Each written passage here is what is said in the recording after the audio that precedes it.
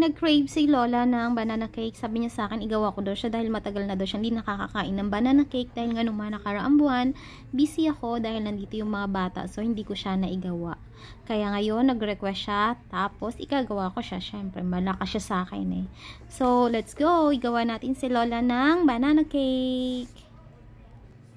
So, ayun, hinanda ko na yung mga ingredients na kakailanganin ko. Meron akong banana na 400 grams. Tapos, kailangan ko rin ng brown sugar, 80 grams. Tapos, white sugar na 80 grams din. Meron din akong walnut kasi favorite ni Lola. Melted butter, unsalted butter yung ginamit ko. Tsaka isang egg. And then, 1 teaspoon ng vanilla, 1 teaspoon ng baking powder, at tsaka half teaspoon ng salt yung kailangan ko. At syempre, all-purpose flour. So, ayan yung mga ingredients. Una, kailangan ko lang duruging mabuti yung banana. Bali, yung ginamit kong banana dito is yung overripe talaga siya. Alam niyo yung may itim-itim na yung balat, sobrang lambot niya. Yun yung bananang to. Mas maganda kasi kung sobrang overripe talaga siya para mas mabango yung kalalabasan ng ating banana cake mamaya and then malasa. Tapos, after ko siyang duruging mabuti, nilagay ko na yung unsalted butter. Bali, 90 grams yung unsalted butter na nilagay ko. Melted siya. Tapos, ihahalo ko lang siyang mabuti sa ating banana mixture. Tapos, isusunod ko na rin yung isang perasong egg. Large egg yung gamit ko. And then, ihahalo ko din muna siyang mabuti sa ating banana at saka sa butter na mixture. And then, next ko nang ilalagay is ang brown sugar. Light brown sugar po yung gamit ko dito. Kailangan ko ng 80 grams. Sa sugar pala, pwede kayong magdagdag or magbawas. Depende yun sa liking nyo. Ako kasi ayoko nang masyadong matamis. Kaya dapat 100 grams talaga yung sugar nito. So, binawasan ko siya ng 20 grams. Kaya 80 grams lang yung nilalagay ko. Tapos, imimix ko lang muna siyang mabuti. And then, next ko na rin ilalagay is ang ating white sugar.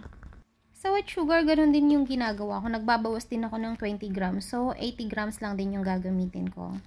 Sa mga nagtatanong kung bakit magkaibang sugar yung ginagamit, kasi ang sabi, yung brown sugar, para daw maging crispy siya.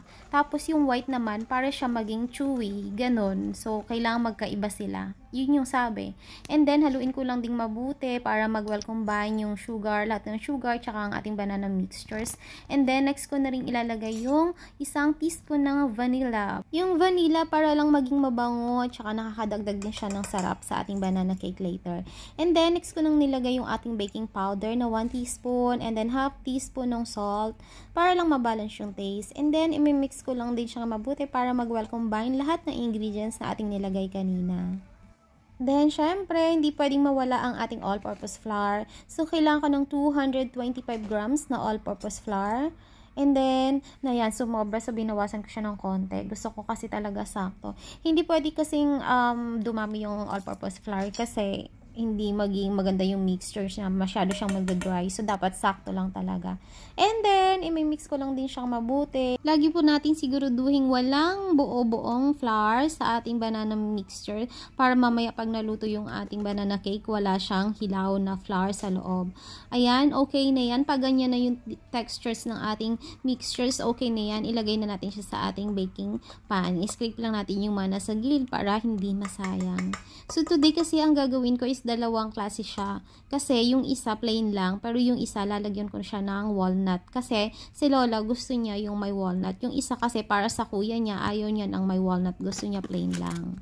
Yung ganitong baking pan na aluminum foil lang yung ginamit ko. Tapos papahiran ko lang siya ng konting margarine para pag naluto mamaya yung banana cake, hindi siya dumikit at saka mas madali siyang tanggalin. So, ang ginawa ko nga, 3 yung nilagyan ko. Akala ko kasi hindi siya magkakasya sa dalawa, which is I'm wrong kasi 2 lang yung nagamit ko.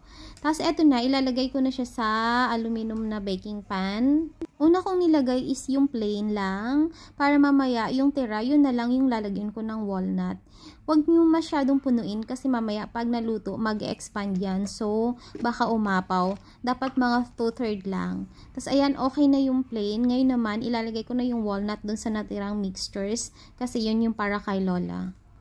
At gusto niya is maraming walnut talaga. Sobrang dami. Ang dami kong nilagay na walnut dyan kasi favorite niya yan. Talagang pag nagre-request siya, lagi niya pinapalagyan sa akin ng walnut. Sobrang sarap nito, promise. I-try nyo rin gawin.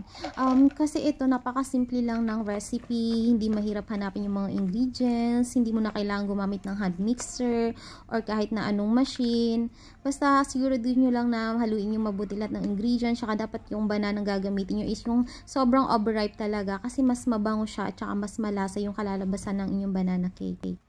So, ayun, okay na. Nailagay ko na siya lahat. O, diba, dalawa lang, sa dalawang pan lang nagkasya na siya.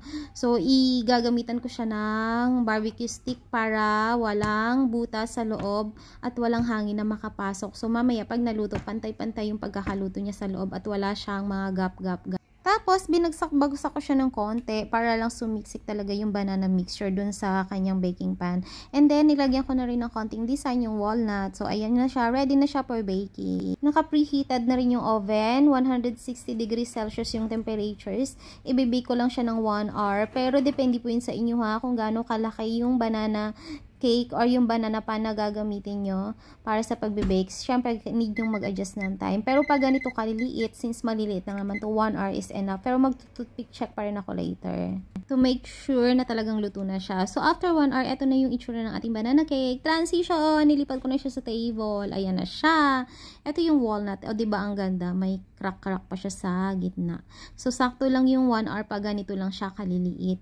Oh, ang cute, diba? Sobrang tuwa na naman si Lola nito. Ito yung plain and then ito yung may walnut. And then, slice time. So, ini-slice ko siya kasi ang sabi sa akin ng Lola para mamaya pagkakainin niya, kuha-kuha na lang siya. Hindi na siya mag-slice, o diba?